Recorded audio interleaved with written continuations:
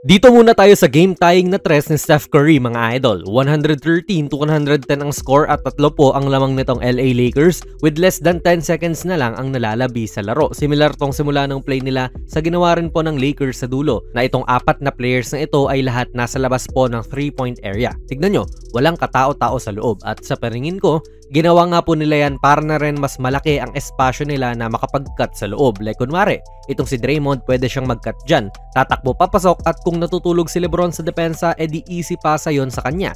Makakatakbo sila sa ganyang klaseng pwesto as opposed sa lahat kayo ay nasa paint malapit. Then ayun, nagtakbuhan na nga rin sila at kita natin si Draymond na tinulak din si LeBron in which alam na nga rin po ni LeBron ang gagawin dyan.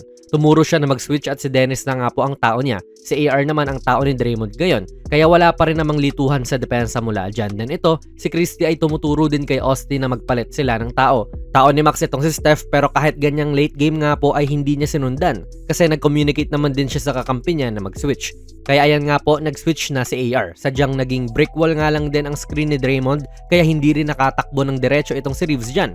Tie ball game na mga idol. Balikan lang din natin itong laban ng LA kontra sa Pistons mga idol kung saan natalo sila. Similar din kasi yung nangyari sa play dito sa mintis na game-tying 3-point attempt ni LeBron. Andito po si Steph, no?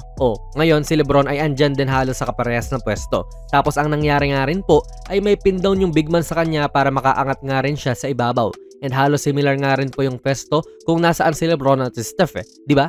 Yung kay Steph may layong 31 feet, yung kay LeBron naman ay may layong 30 feet ayon sa play-by-play ng laro. Wala lang, mention lang din natin kasi similar talaga. Then dito nga rin po ang game winner ni Austin. Makikita natin ang Lakers na nakalabas din sa linya ng 3-point line.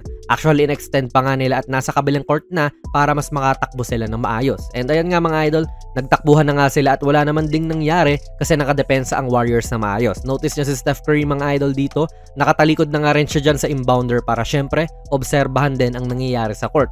Mukhang may pin down nga rin po si Reeves dito kay LeBron pero maganda po yung pagkakadikit ni Draymond sa kanya at sinabi nga rin nila sa interview pagkatapos ng laro na para naman daw talaga kay LeBron yung play.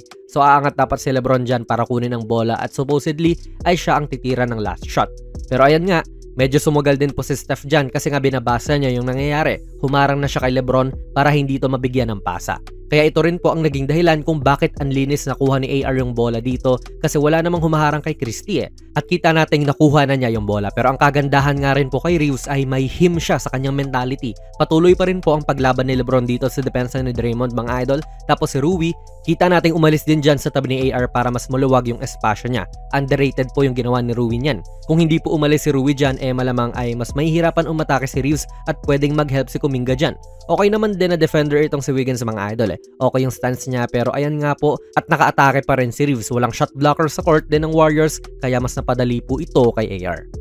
Ganda ng laro na ito mga idol Talagang Christmas treat din para sa mga fans. Ganda ng mga late game na Tersin Steph. Yung Lakers medyo nakalamang din, medyo nakahinga ng maluwag. Pero ayun nga, biglang hinabol ng dubs. Sulitin nyo na mga idol yung mga ganitong tapatan ng legends at bilang na lang talaga yung mga ganyang moments. Si LeBron, 31 points this game, may 10 assists pa yan. Itong si Reeves naman, 26 point triple-double. Samantalang sa dubs, Steph Curry with almost 40 points ang hinulog.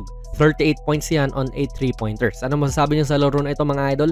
Ilagay niyo lang po ang inyong mga komento sa ating comment section sa baba. And ongoing na po ang ating giveaway ngayong Pasko na Giannis Immortality 3. Hanapin niyo lang yung ating video sa YouTube na ito po yung thumbnail para sa mechanics. Ilalagay ko na lang din ang link sa description and comments. Kung nagustuhan niyo po ang ating video ay pakipindot na lang idol ng like button, mag-subscribe ka na rin sa ating channel at ako nga pala si Jonas PB and as always, hanggang sa muli.